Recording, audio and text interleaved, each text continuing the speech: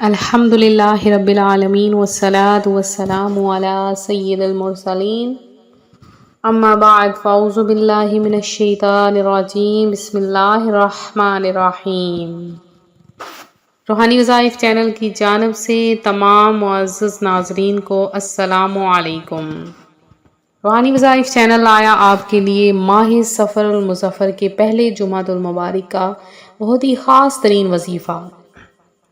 ماہ سفر کا مہینہ جیسے باقی مہینے بہت زیادہ رتبہ اور اہمیت رکھتے ہیں، ویسے ماہ سفر کا مہینہ بھی بہت زیادہ اہمیت کا حامل ہے۔ خاص کر اس مہینے میں بہت سے بزرگان دین نے بہت سے کام کیے۔ اللہ تبارک و تعالی کے اولیاء کرام کے بہت سے ناموں سے یہ منسوب مہینہ ہے، اس لیے اس مہینے میں بہت زیادہ برکتیں، بہت زیادہ رحمتیں ہیں۔ اور آج ماہ سفر کا پہلا جمعۃ المبارک ہے۔ جمعۃ المبارک کی فضیلتوں اور برکتوں سے کون واقف نہیں؟ یہ مہینہ جیسے برکتوں والا ہے ویسے یہ دن بھی فضیلت والا ہے۔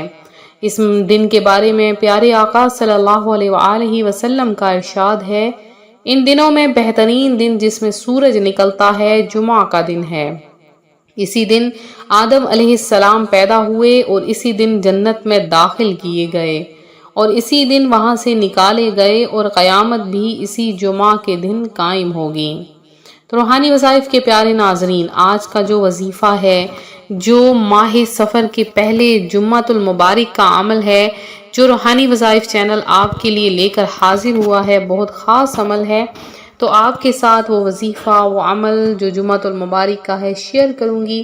اس سے پہلے میں اپنے تمام ان نئے آنے والے ویورز سے گزارش کرتی ہوں جو ابھی ہمارے چینل پر نئے آئے ہیں کہ ہمارا چینل روحانی وظائف کو ضرور سبسکرائب کر لیں اور ساتھ یہ بیل آئیکن کا بٹن بھی پریس کریں تاکہ ہر آنے والی نئی ویڈیو آپ تک سب سے پہلے اور بآسانی پہنچ سکے۔ آقا کریم صلی اللہ علیہ وآلہ وسلم کا فرمان رحمت نشان ہے کہ جو کوئی جمعۃ المبارک کے دن مجھ پر کثرت کے ساتھ درود پاک پڑھتا ہے، بروز قیامت میں اس کی شفاعت فرماؤں گا۔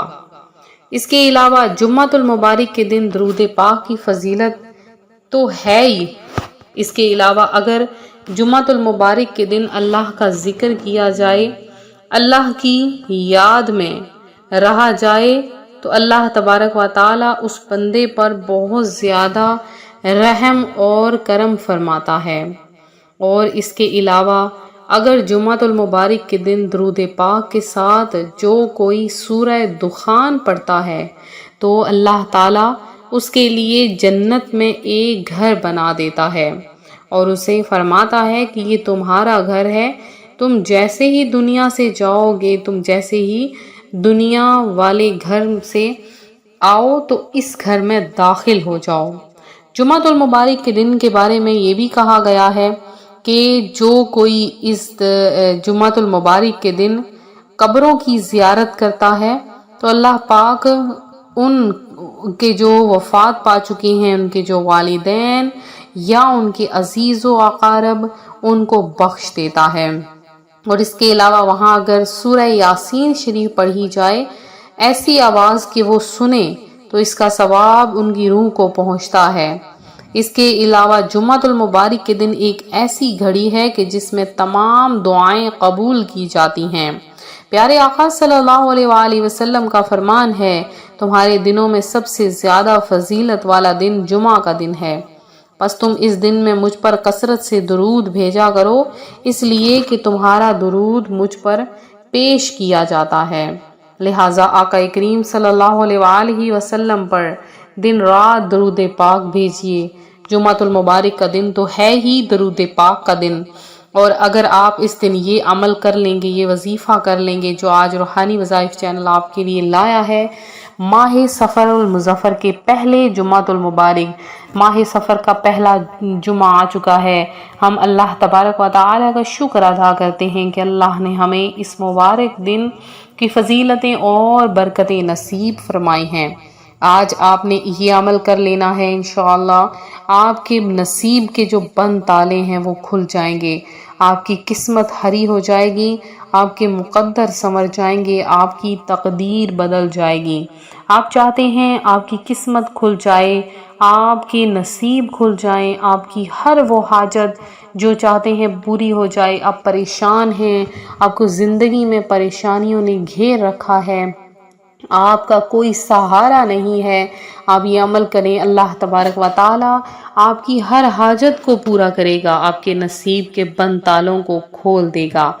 آپ نے کیا کرنا ہے کہ دن کے کسی بھی حصے میں کوشش کریں کہ ظہر جب سورج صحیح بلند ہو، ظہر سے لے کے عصر کی نماز تک اس عمل کو آپ اگر کر لیں تو آپ کو بہت زیادہ 100% فائدہ حاصل ہوگا۔ اگر آپ بعد میں کریں گے تو بھی اس کا فائدہ ضرور ہوگا، لیکن صرف 90% فائدہ ہوگا۔ آپ نے کیا کرنا ہے کہ اپنے چہرے کو آسمان کی طرف کر لینا ہے، اور اس کے بعد اب آپ نے 2 الفاظ پڑھ لینے ہیں۔ وہ 2 الفاظ کون سے ہیں؟